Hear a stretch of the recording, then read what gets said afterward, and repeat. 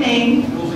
I'm so not used to talking into a mic. Does this sound okay? I don't want to overpower.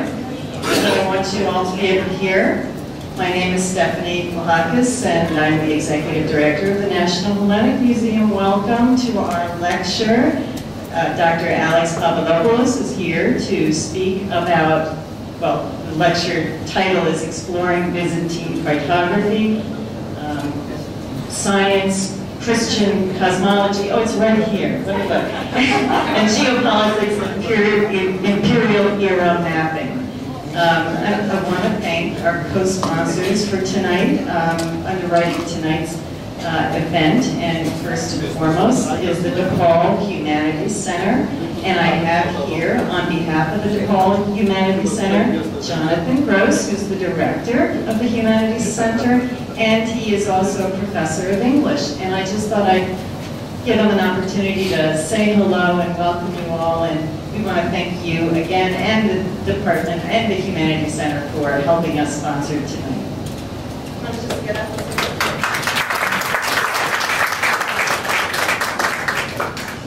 Thank you very much. It's a real honor. I'm so thrilled to see so many people here.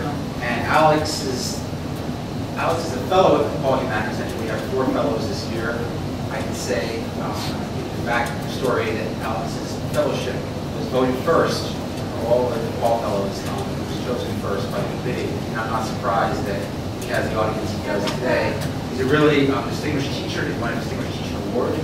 And we're very flattered to get applications of the caliber of Alex's.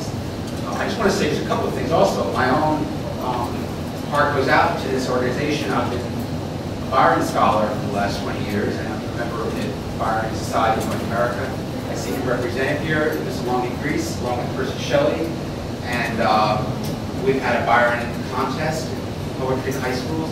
And I'm hoping in the future that we can collaborate with the Hellenic Museum and continue to do some of this kind of work. We send students to Thessaloniki every other year to get papers, and so I encourage you, if you know any talented undergraduate students who want to go to Thessaloniki in the summer, we have funds to help them, and we help to defray costs to the Byron Society of North America. Our next conference, you're also invited to that, in Spain, in Valladolid. So I really hope that we can see some of you, and I'm really interested in hearing the lecture tonight. So thank you very much.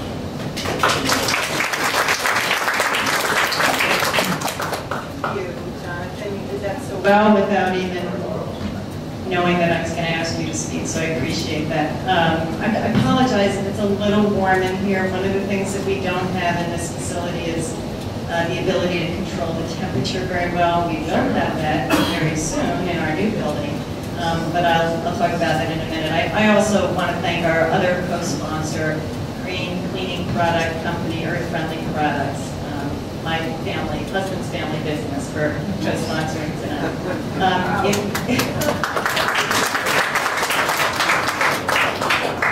If you haven't heard by now, we're building a new state-of-the-art LEED certified building, a 40,000 square foot facility right in the heart of Chicago's historic Greek town, I like to say. The building itself, if you haven't gone down and seen it, it's actually on Adams and Van Buren Street. The exterior building is fully completed, and we're working on the interior finishes at this moment. We're actually planning to move over the summer, and our grand opening is late fall this year. So lots of new, wonderful things on the horizon. I want to say a little bit about the new museum. It is something totally unique and different, and at the same time, the story that we convey is a universal story. Actually, yesterday, I had the pleasure of meeting the president of the Chicago History Museum, Gary Johnson, and I sat down with him with my curator, Bethany Fleming, and we hadn't even really started to explain the new museum yet, and he said to me, you know, there are 3 ethnic groups that I sort of identify in Chicago. They're the Irish, just everybody's Irish for a day, right? The Italian ethnic group, because we all love Italian food. It's sort of a universal food that everybody loves. And he said, and you know, we're all Greek, right? Right. You got me. I said, okay, wow, he knows where we're going, and I haven't even told him yet. Because of course, I didn't say it. Percy Bysshe Shelley said it. We are all Greek. While our laws and language and our literature all had their roots in Greece, and it's a basic foundational element that we all live by. Oh, there it is. It's sort of funny, you know, to sort of position yourself. You know, at the same time, you know, we don't necessarily understand what connection, what that connection means.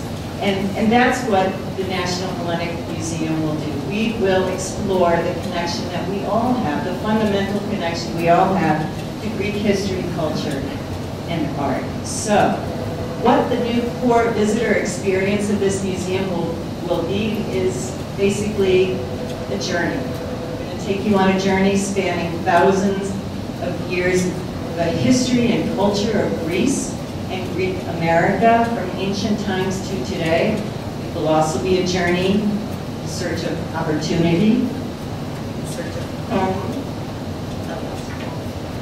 And it will be a journey of self-discovery, of understanding who we are, where we're going, and why it all matters. And truly, the National Hellenic Museum has been on its own journey, and sometimes we feel that it's been thousands of years of history, but it truly has only been a few decades, and we're finally very close to disembarking on our new home at 333 South Halsted Street, and we are so grateful for everybody's support in making that happen, and want you all to be part of that grand opening celebration. It will be November 4th and 5th this coming fall, and in the months preceding that grand opening, we have some teaser events and exhibitions that are going on, but one that I really like to highlight and profile and make sure it's on the calendar is our Cuisina event. It's a citywide chef tasting event, and chefs sort of put their interpretation on Mediterranean food. And it's food tasting, wine tasting, olive oil tasting, and this year we're expanding it. It'll be over the course of 3 days, September 21st, 22nd, 23rd, Wednesday, Thursday, Friday, in our new museum.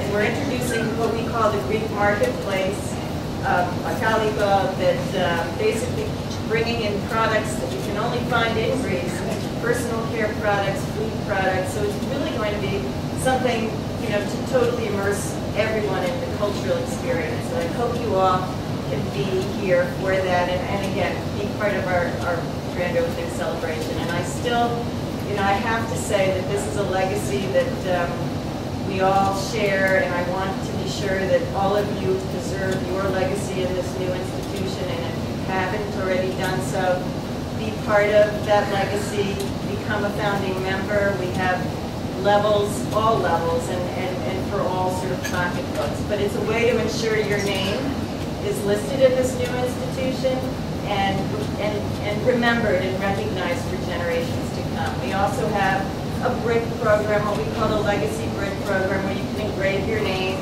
on a brick, on a planter that frames the entrance of the museum. And if you become a Legacy Brick owner, you then also automatically become a founding member. Again, there's many ways to participate, and I have to do my job, but I want everybody to be part of this landmark, historic moment for this institution, for the city of Chicago, because this is clearly an institution of Chicago. And now, thank you very much for listening to me, but I'd like to introduce Alex Papadopoulos. He is a Vincent dePaul Associate Professor of Geography at DePaul University. As a Europeanist and a political geographer with interests in urban change, he studies phenomena at the intersection of politics and urban space. How cool is that? He has long-standing research interests in the historical geopolitics of Europe, the history of cartography, and in Hellenism as a political cultural project. Alex is currently his current research on Byzantine cartography and spatiality grew out of his interest in the geographic structure of Byzantine cities and the Byzantine state. and is supported by the DePaul University Humanities Center with a year-long fellowship. I, without further ado, want to welcome Alex Papadopoulos. I also want to say, courtesy of all sort of shut the cell phone off or put it on vibrate. We very much appreciate that. So thank you for being here. Thanks very much. Thanks very much. Should I try with or without the microphone? Without? Okay. I teach, so I'm used to projecting. If the audience in the back has difficulty, I will be very happy to switch to the microphone. You just let me know. You can shut up heat too. I would like to thank the museum and DePaul University's Humanities Center for making this event possible. I think the timing couldn't have been better in some ways, with CBS presenting a very respectful program about Mount Athos last week, which is arguably a piece of living Byzantium. So in some ways I'm going to leverage that conversation since some of the things I will speak about actually do relate to the Byzantine cosmos that is represented by monasticism on Mount Athos. The other, I think, generally interesting thing about what I have to say this evening, Byzantine maps, is that they are so very rare. They really are a paradox. When we consider that this is an empire that existed for 1100 years, I will show you every single one of the Byzantine objects tonight. There are not many. And that itself constitutes a paradox, right? And in fact, there are very important scholars in my discipline, Harley and Woodward, these giants in the history of cartography, who in despair said, well, maybe Byzantines didn't like maps, right? Which, of course, is not, I don't buy that, right? So, in fact, what I will try to do, and one of the main intellectual questions that I will explore with you this evening, and I've explored this past year in the Humanities Center, is to get into the Byzantine mind, to understand how the Byzantines considered space, right? Because what are maps? Maps are traditionally considered to be two-dimensional representations of reality, right, of the world, scaled. We don't have very many, as I said, but clearly the Byzantines had a profound understanding of their place in the world, right? So they had a very specific spatiality or sense of space and place and landscape, which was in part transmitted through maps and other map-like objects, and in part they inhabited their universe in texts. And in fact, I will make the argument that Byzantine texts are maybe where the maps, some of the more interesting maps, are hiding. But this is a very long story, right? As my host very kindly pointed out, one of my longue durée interests is Hellenism, and one has to understand Byzantium and Byzantine maps as objects within the project of Hellenism. And in fact, when you're looking at these objects, some of them very clinically, as scientific byproducts, one really sees the profound impact that ancient Greece had upon defining them, right? Defining them as science. And that strand, that intellectual strand, starts with pre-Socratic philosophers who try to understand the world in cartographic terms, to abbreviate it spatially, if you will.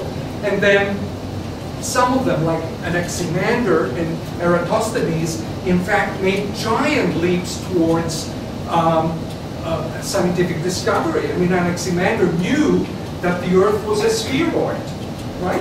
And it took how many, more than almost 2,000 years until Galileo, until that became, again, knowledge, right? Acceptable scientific knowledge.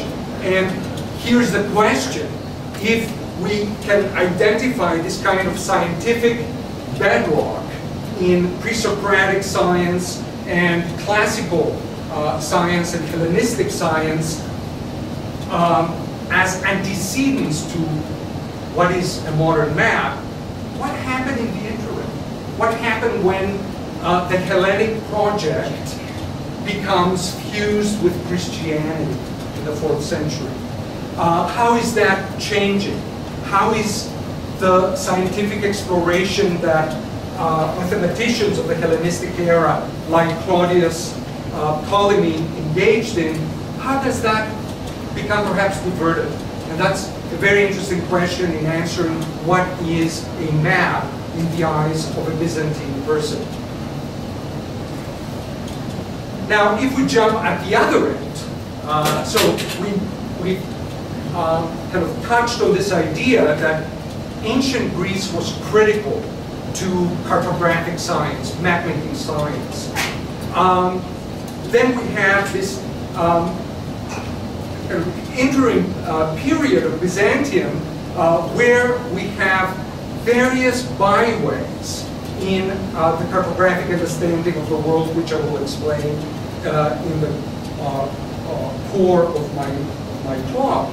And then when Byzantium falls in the middle of the 15th century, we find that the epicenter of cartographic invention, map-making science, has moved to the west, to Western Europe. And it is exemplified by several traditions, but I'm focusing here just for a moment on one very important tradition of the world map, the Mappa Mundi, the world map tradition that makes its appearance in England and in France and in Italian cities of the 14th and 15th century. And when we look at these clearly not cartographically accurate representations of the world, certainly not accurate the way we understand them today, they bear great boost. They bear great resemblance to ancient Greek maps that we call zonal maps that date back to the late Hellenistic period and the early Roman period. What does that mean? It means that we have effectively a interim period where that scientific tradition becomes suspended. Now, I promised you that I will show you all the Byzantine map objects we have. This is one of them. It is called the astrologer's map. Once again, it is not a map that you would use to navigate the ancient world, the late Roman world. It is a map that blends real places and metaphysical places. It is a abbreviation, a cartographic abbreviation of the world that depicts places like Jerusalem, Persia, and Hades, right? So it tells us something that this emphasis on a scientific representation of the world now has a cousinly tradition in which metaphysical anxieties are treated. They are becoming implicated in the way the world is visualized. Now, what is very interesting about the astrologer's map, and why we call it that, we found it in a folio in the Bodleian Library in Oxford.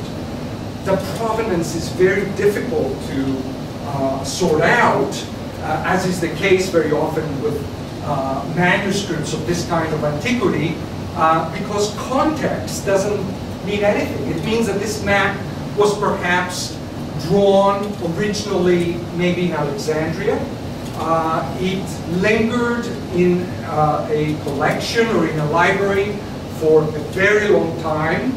Then eventually it finds its way into an Orientalist's bundle, right, purchase, maybe a British intellectual, a Don from Oxford, who bought the folio. And one wonderful day in the late 20th century, a scholar discovers it, right? So in trying to understand the astrologer's map, we have to become sleuths, right? As Byzantinists or as humanities persons or as archaeologists, it becomes very, very difficult to fix exactly how old this map is. And we extrapolate from all the information that we have that it dates to the end of the 5th century, beginning of the 6th century. So in the early Christian empire, the early Christian Eastern Roman Empire. Now, the other end of that tradition, so here we have a map that is magical, right? It has these spaces that are spaces of the soul and the mind, as well as some geographical spaces that are named like Persia, the Mediterranean, and so on. But clearly, the Romans, be they the Romans before the split into East and West, or the Eastern Romans after the split of the empire and the emergence of the Constantinian Christian Empire, they knew how to draw maps, right? What are the Romans famous for? Their roads, right? So, of course, they didn't just build them, they measured them. They were absolutely formal in the way they projected the power of the state, of the imperium, the manner in which they projected military power through the legions. So what you see here in this, again, granted quite odd map, is a map of Roman roads, right? It is tens of feet long, and it is a somewhat impressionistic cartographic depiction of the world. Just to give you an idea, this is the Italian peninsula, this is the Boot, and this is Sicily, this is the Adriatic, this is Greece, right? And this is the Bosphorus, this is the Black Sea, and this is Constantinople. Now, you say, well, you sure can't use that map.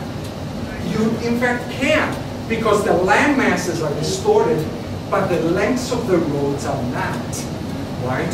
So, our priorities about what is scientific accuracy and what data visualization is all about were not the priorities of the Romans, right? They didn't care. They cared about the Roman roads being quantitatively depicted in an accurate fashion. Very, very famous map. As I said, it dates to the 4th century. It is late Roman, which we call it Byzantine. Those of you who understand the quandary between what is Roman and what is Byzantine, you understand that we can play this game either way. We can call this a Roman map, we can call it an early Byzantine map. Within the tradition of zonal maps, right, that is a genre of late Roman and early Byzantine cartography, once again we have an attempt to blend both real places, and in this particular map known as the pseudo-Isidoran map, not mythical places, but symbolic places. And the two symbolic places that appear to be the theme of the pseudo-Isidoran map are the relationship between Rome and Constantinople. And that itself is, from a political geographic standpoint, a fascinating understanding about how Roman subjects and Roman elites, or early Byzantine subjects and elites, choose your language, thought of these very important cities as epicenters of their cosmos, right, of the world. And again, don't employ traditional Western or modern map reading skills to read it. Scale is highly distorted. You do have the okeanos, right, the oceanos surrounding the world. This was an important understanding of ancient cartography. And then in this oval shape, that's the Italian peninsula, with Rome depicted as a crenellated polygon, right? And the other, and here I drew a box and I blew it up for you a little bit. There is Italy with the Apennines, and that is Rome, right? And this is Constantinople, depicted in this symbolic fashion. If you want to quantify it, you know, how big is the symbol, right? Related to the Roman symbol. It sounds naive, but sometimes we have to literally grasp at straws to understand these things. So the Pseudo-Isidorean map tells us something about the geographic understanding of intellectual elites of the time, that there is an urbanity to the way they thought about themselves in the world, Rome and Constantinople, and in fact, very much often in competitive terms.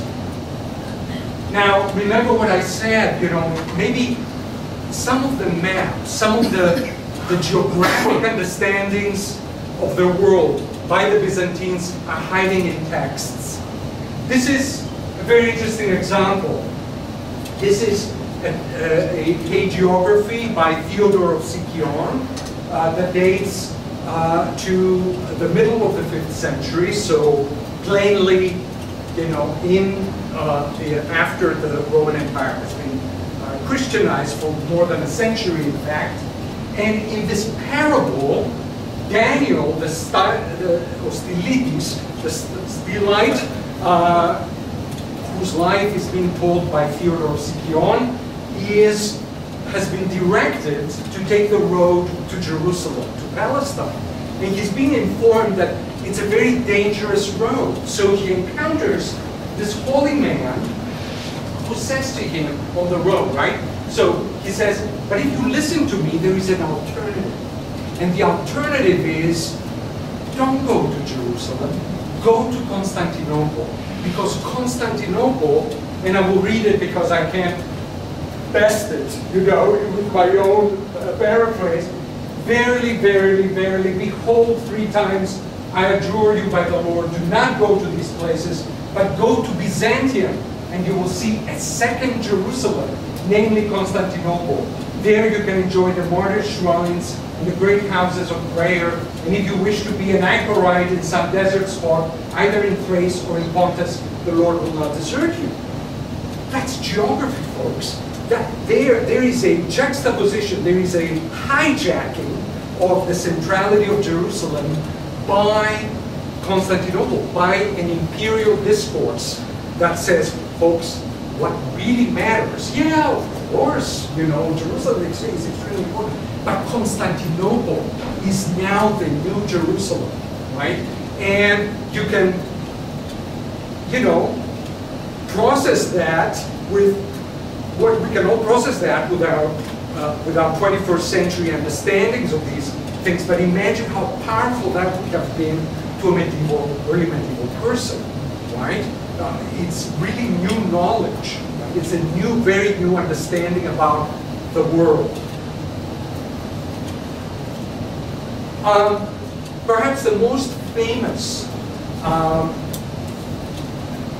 map, Byzantine, a clearly Byzantine map, that attempts a biblical exegesis, right?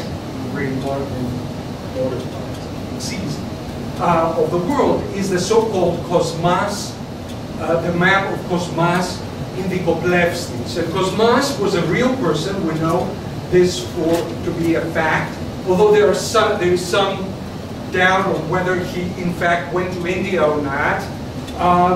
And Cosmas produced a lengthy cartographic treatise of 7 books, and books by the ancient literary standard, volumes, and maps. And this is the central cartographic image of the book. The world, once again, surrounded by oceanus. This is the Mediterranean.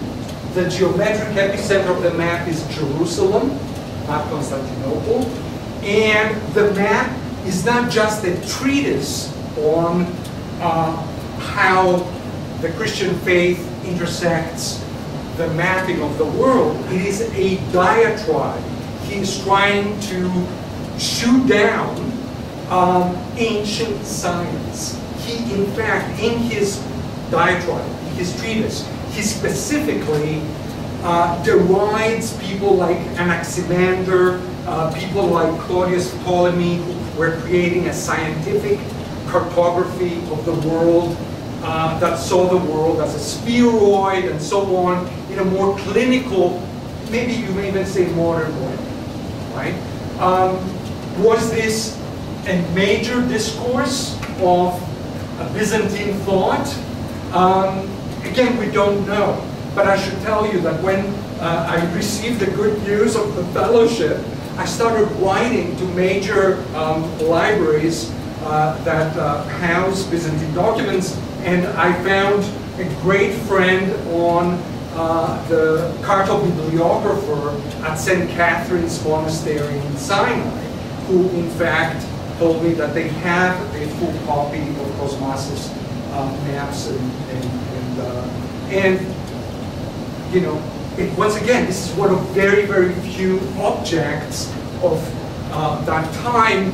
It is around the time of Justinian's reign, so it is still the early Byzantine period, and there is a lot of ancient science still around.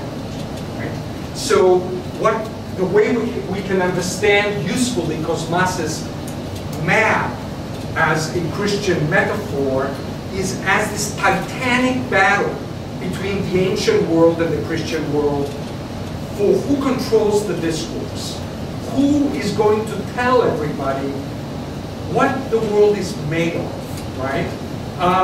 And the disappearance of ancient science, in fact, suggests to us that Cosmas, maybe not directly, but by proxy, wins this discourse. Now, there's another map, right? If I hid these 2 images from you, and I just showed you this mosaic from the church of St. Eumetios in Epirus that dates about 100 years after Cosmas, you'd say, oh, what a nice landscape. It's a map, right? Because it's not a map for us, in our eyes, but to a Byzantine person who's exposed to this representation of the world. This is pretty close. The Oceanus, right, around, and an idealized world, a garden of paradise, Garden of Eden, as the earth, right? So a utopian rendition of what the world should be like, and don't forget that this is a church floor mosaic. That is a map to a 6th century person. It may not be a map to us.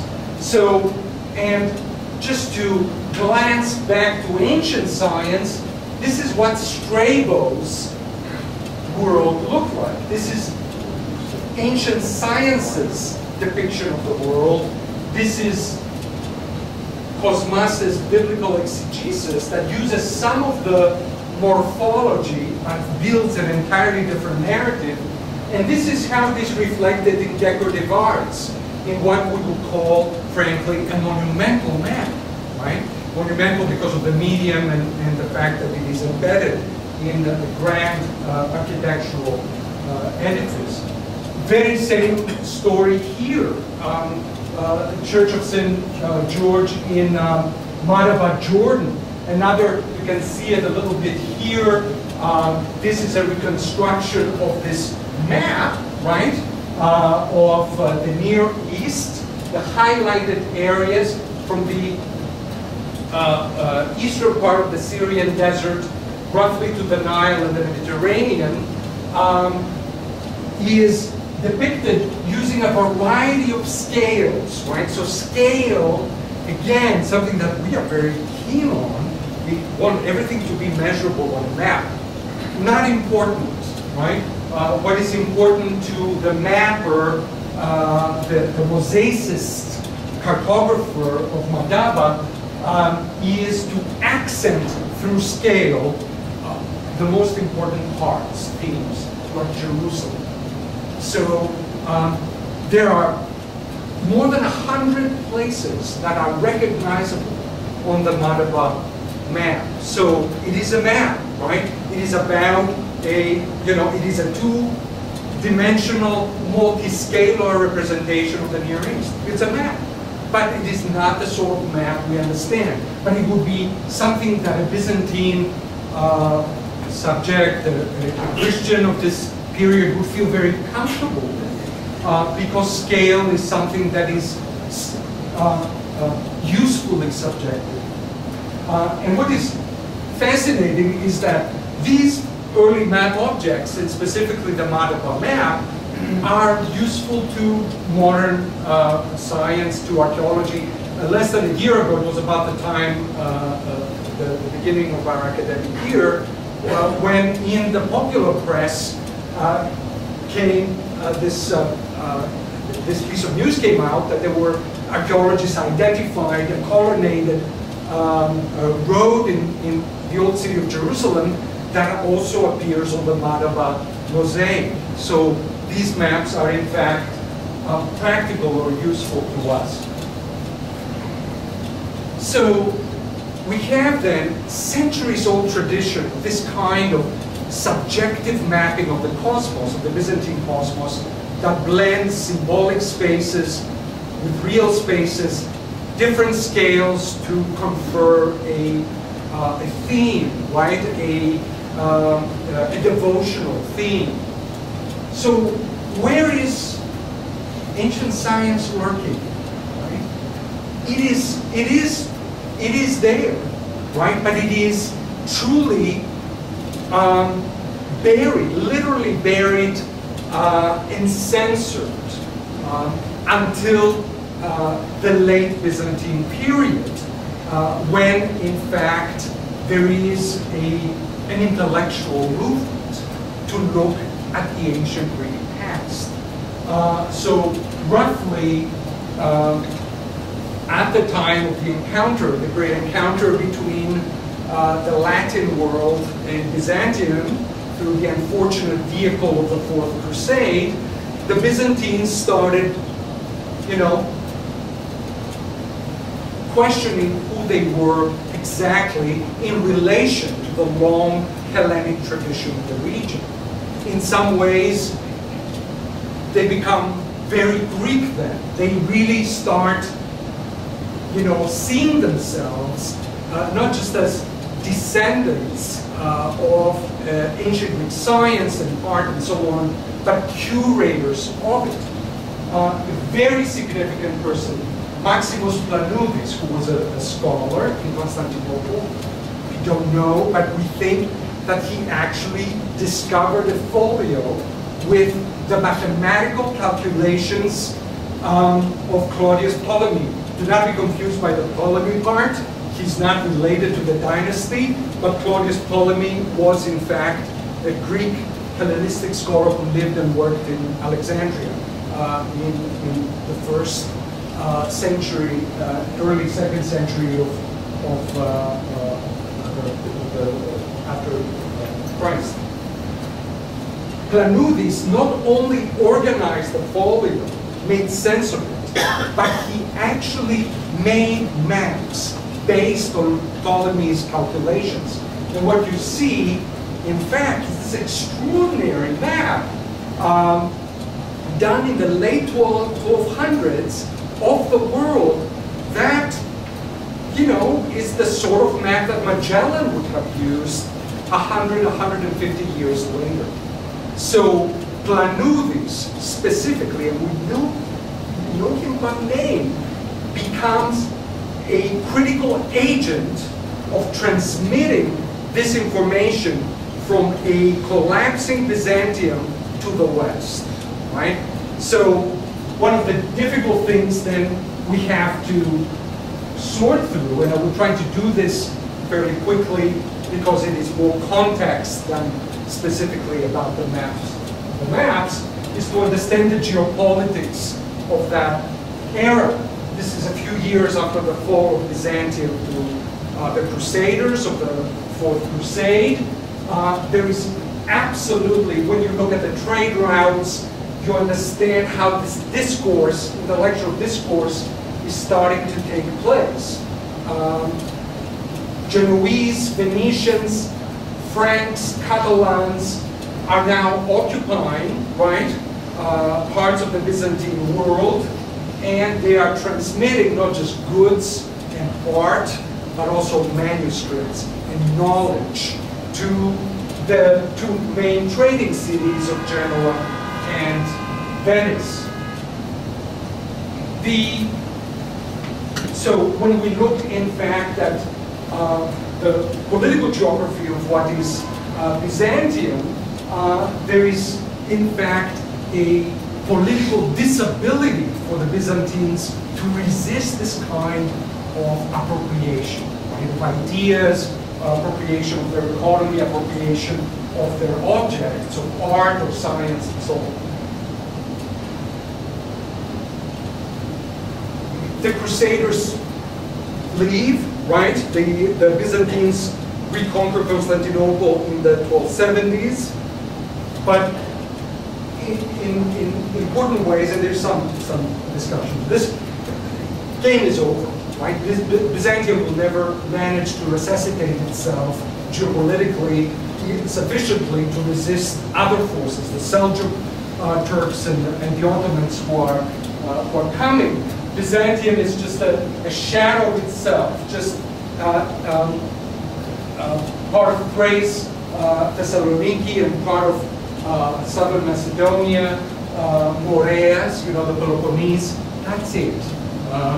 So there is a systematic effort to trigger another crusade against the Ottomans, and one of the critical persons who's engaged in the 15th century in this effort is Georgios Plethon Gemistos, the so-called Gemistos. And he is the Renaissance is not officially started, but he's a Renaissance in the East. He's a Renaissance intellectual. He is reading the ancients. He writes a corrective, very interesting, corrective treatise on Strabo. Strabo predates Ptolemy, Claudius Ptolemy. So Plethon owns a copy of Claudius Ptolemy and uses it to correct a more ancient geography of the world. So we have, in fact, science re-triggered, reignited. And Plethon's knowledge, including his copy of Ptolemy, is given, I guess I should have pointed one thing out, is given as a gift to his famous student, Basilius Vissarion, who becomes a uniate bishop, a cardinal in the Western Church. As you see, postdates the fall, and through this kind of physical transmission of map objects, we have the knowledge of ancient Greek and Byzantine science transmitted to cartographers in the West.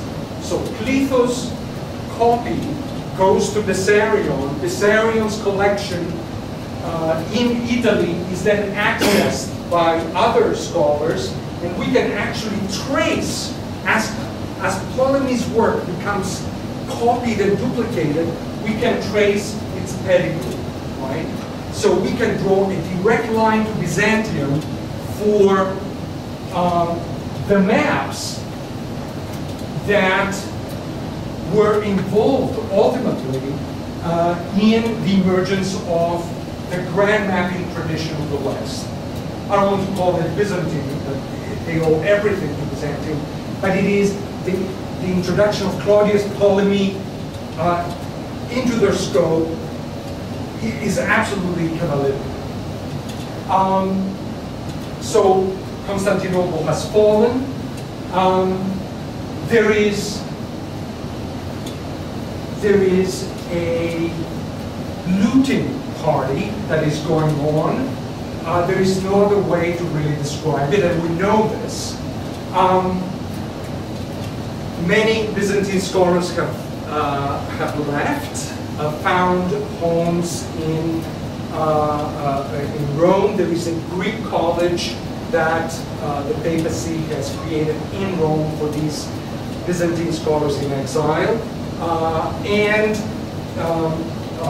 important personages of the West are sending agents into the newly occupied Byzantium, now the Ottoman Empire, to purchase bundles, stacks of manuscripts.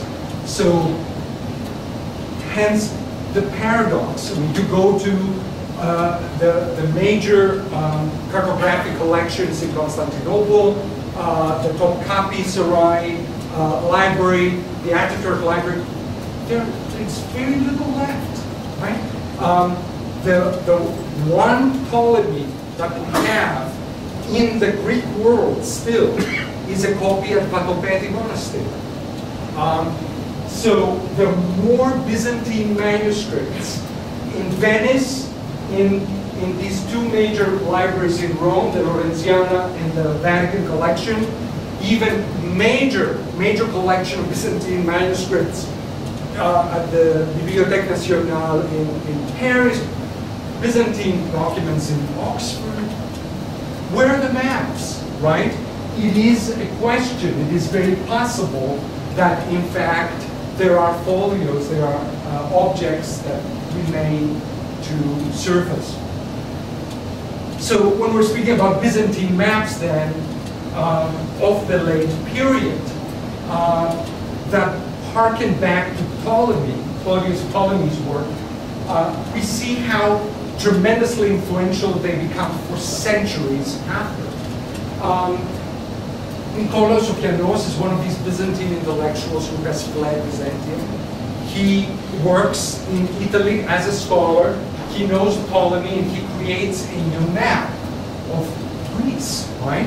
And think of it as a very political map. He wants people to remember that there is a Greece, right? So his map integrates Ptolemy's science with narrative information that appeared in Pausanias's travel journeys through Greece. And those of you who know more important newer maps of Greece, Ligas Piraeus' map, Great Harta of Greece, at the end of the 19th century, borrows significantly from Sofianos, right? So what he does is he really takes Sofianos' early political activism about a Hellenism in chains, and he lets it flower, right? I mean, Ligas's map is full of medallions with ancient Greek points and landscapes and city plans to tell the world, folks, this is Greece. This whole piece of southeastern Europe is the Greek world. And you can draw a direct line all the way to Ptolemy. it is absolutely within the Claudius Ptolemy tradition, and by implication within the Byzantine map tradition. This is a little more outre of me. I'm done with the objects. That's it, folks. No more objects. But there are maps in text, right? There are mappings of court life, of military life, of ritual embedded in important narratives of different periods. And of course, we're speaking about 1100 years of Byzantine history. I selected a single narrative tradition because otherwise, unless Jonathan would fund me for the next 3-4 years, that would be more reasonable for me to do. I focused on the writings of Constantine VII, the so-called Purple-born Porphyrogenicus, who was a scholar, kind of a micromanager, and we know quite a bit about his personality, that he was very tedious and very scholarly, and he considered that through his writings of a treatise on administration, he could educate his son Romanos to be a good emperor. So he left us a meticulous handbook on administration. Then he wrote, like a very good host, he wrote Ekthesis tis Vasiliou Taxers, right? He wrote a handbook for the imperial ceremony.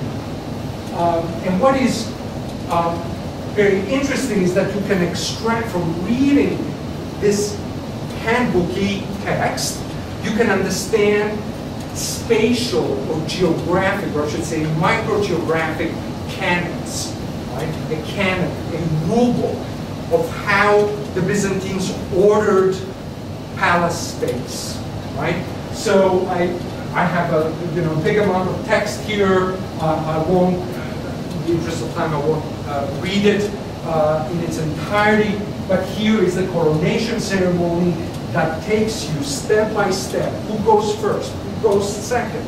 How people are arrayed in the room. And of course, what is ultimately illustrated is not mere location, but relative power positions.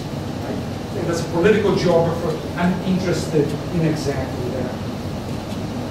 And I couldn't help but overhear some of our guests who said, well, when you're thinking about Byzantine art, it's icons, right? It was from this part of the room. And you would be correct, although maybe the Byzantines wouldn't call these art at all, right? Because they were devotional objects, but certainly they are to us.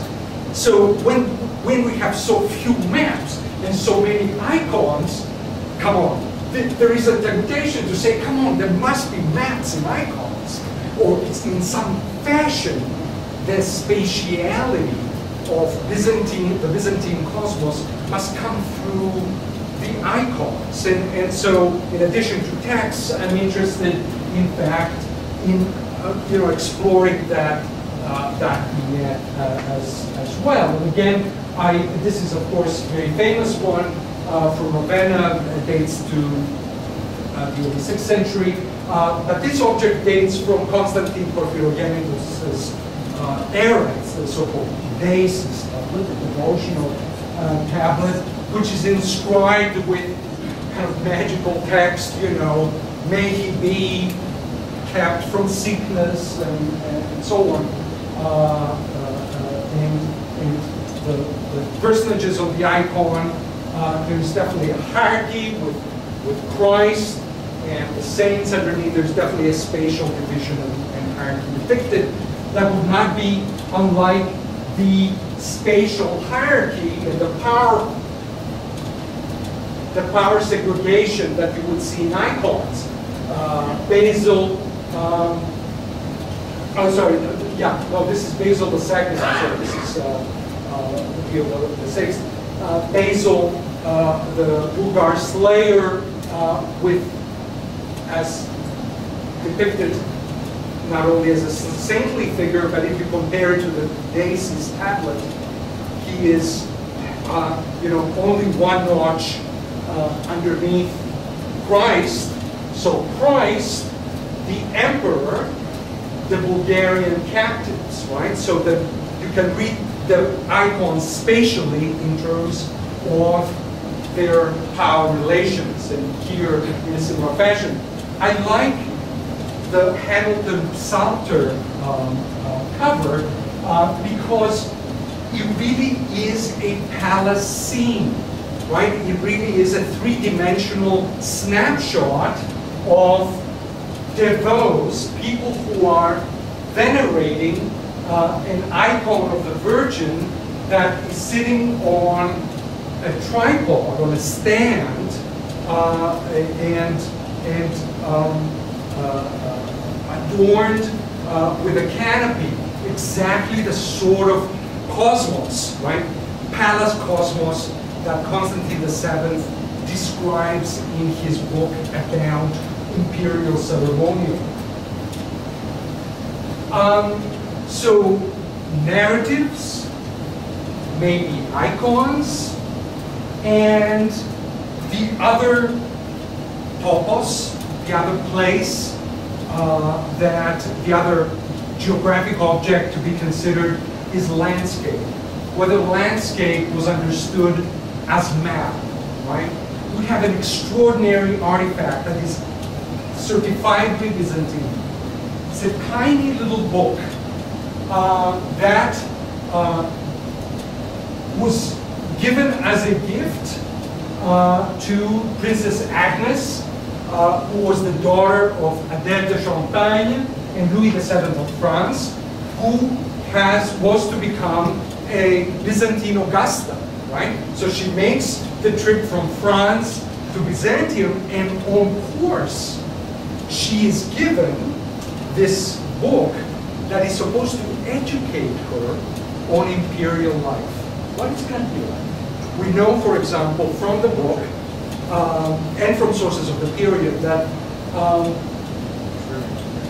Agnes stops in Thessaloniki, right? And she's being celebrated before she sails on to Constantinople. She is shown what Constantinople looks like, right? So there are these bird's eye view vistas of important monuments. She's shown how imperial ceremonial affairs are conducted. Who has precedence? How do you stand? So it's a handbook that is illustrated, that is building in her mind a topos, right? She has never seen Byzantium, she has never seen Constantinople, she has never seen the palace. This book becomes her map, right? She maps herself into that life. And what is extraordinary, we know about her because she was Augusta when the Latins sacked Constantinople in 1204. And because she was a Frank, right? She was understood by the Crusaders as a Frank. They spoke to her in French, and she responded to them, though in French, and she said, I am the Byzantine Augusta, do not speak to me in French, pretty much, which tells you that the book worked. One last type of map, navigation maps. Of course, the Byzantines were a major power in the Eastern Mediterranean, at the height of their influence and for many centuries. Clearly, they had navigation maps. They're not. It is not very surprising, even in the West, there are very few so-called portolani or peripoi left, because the vellum was very valuable. They would scrape it and inscribe a new map, or they were destroyed, or when new information would reveal itself or be discovered, these maps really had a shelf life, right? So we don't have very many. We have later ones of the region, like this Monti map of Constantinople, that clearly draws on Byzantine sources, although itself is not a Byzantine map. So, some final thoughts. What do we really know about Byzantine maps? we know that the adventure continues. Objects are found all the time. And I am looking. We know that there is a vital connection to ancient Greek science, right? Strabo and Ptolemy especially. And we also know that there is kind of a diversion, right? Another path that takes us through a Christian explanation of the world that is more interested about spiritual positionality rather than geographic positionality in tactical terms, in practical terms. And then we know that it's not that the maps were not important to the Byzantines. A history of conquest and theft may be blamed for the paucity of objects, but we also need to keep a methodologically open mind about how the Byzantines mapped themselves into the world. And they may have mapped themselves into the world through icons and mosaics and text and landscape painting and poetry in other ways. And in this manner, I think this is where my work truly intersects the work of the Humanities Center. And the Humanities really are interested about anthropos, right? The human condition and the way in which other phenomena may relate to it, or phenomena that humans themselves create interrelate. And in this fashion, I am very much in debt to dePaul for making it possible for me to engage in this exploration. And once again, I want to thank my hosts, and I want to thank all of you for sharing this information with me. And I'd be very happy to answer a few questions.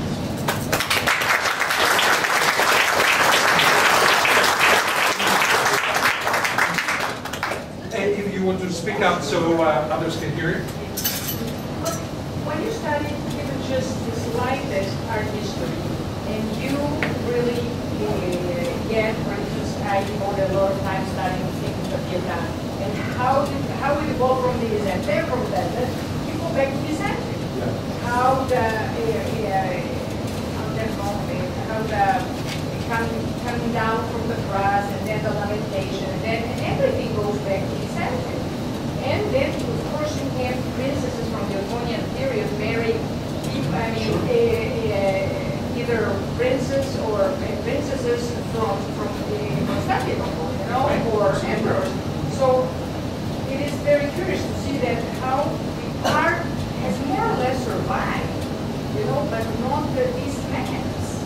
Well, unless we want to identify this trunk line of Claudius Ptolemy maps that really are the main umbilical between the Hellenic world and medieval and Renaissance European cartography. How is it, I mean, all the historians and the art historians have devoted so much to the art history of these periods, but the cartographers or the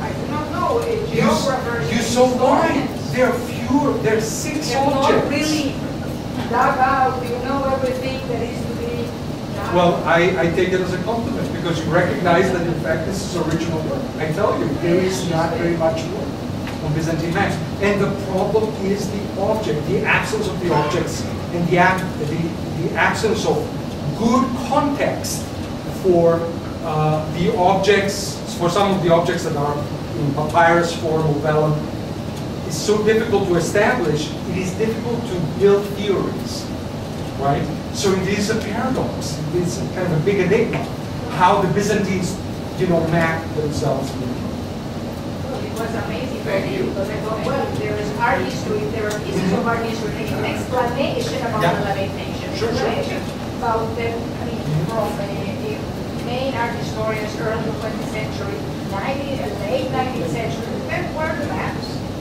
Good. We have to keep asking that question. Go ahead. I agree with fragments of maps.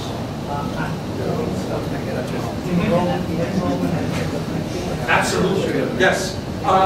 Yeah, numismatic research is also very interesting. There's definitely, that's an area that is worth exploring as well.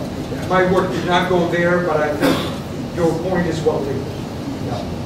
Yes? What were the Turks' view on mapping Ottomans? Did they take that and build on it? Or? Yeah, I mean that's a very interesting conversation right there, because before the Ottomans, you have to realize that the Arabs are encountering these Byzantine objects, and when you're thinking about Arab civilization, you're thinking mathematics, right? I mean, one of the reasons for this kind, and obviously not the only reason, but one of the reasons for this scientific richness of the Arab world was the encounter with the Hellenistic world, with great centers of learning like Damascus and Antiochia and Alexandria. So the work of Ptolemy, for example, is known and used by Arabs before it is being rediscovered by Maximus Planudes. So when the Ottomans occupy Byzantium, they are very interested in maps, and in fact we know that Muhammad II is very interested in creating a map collection. In fact, at the Topkapi Saray library, we do have not the entire collection anymore, because many of the maps were given out as gifts, unfortunately, later. But yeah, the Ottomans were very, very interested in maps for obvious reasons, especially maps that had kind of a practical, tactical dimension, like the portolans, right, navigation maps. Very important. I recognize this is a very general question. Do you want to just to make sure that I everybody wonder what we know about the dissemination of these maps among Byzantines in the big world, let's say over time. If we know that. Yeah. In fact, we don't know very much at all. And so what Planudes is doing in the late 1200s, after the Latin expulsion from Constantinople, is kind of banned, right? Stirring up ancient science is not really part of the ideology of the state, of the state and church, which are inseparable in the Byzantine context. So it is somewhat countercultural to be digging out the ancients.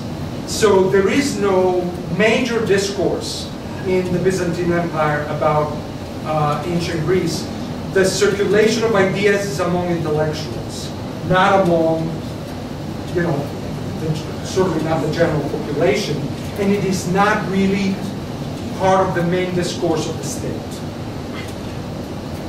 I'll take one more question. Go ahead. There's example of Just to make sure everybody. there's very famous examples of these layouts of state Constantinople work to be created around the time when the Turks took over. But do you guys think they come afterwards or Yes. In fact, views of Constantinople, you can imagine, were extremely important. So in the European urban imaginary, and we see, in fact, books of city views become fashionable, right? They're produced, especially after the printing press emerges as a technology. So Braun and Hogenberg, a duo of engraver cartographers, come out with this grand volume of city views, and Constantinople is one of them. So you're absolutely right. There are all sorts of views post-dating the fall. They probably use existing information or traveler accounts. Many of them are vastly inaccurate, right? I have one as my desktop, actually, on my laptop. And remember, the Venetians and the Genoese are there, and they already for centuries. And a lot of that imagery is being produced by them. So, sensu stricto, they're not Byzantine. Thank you very much.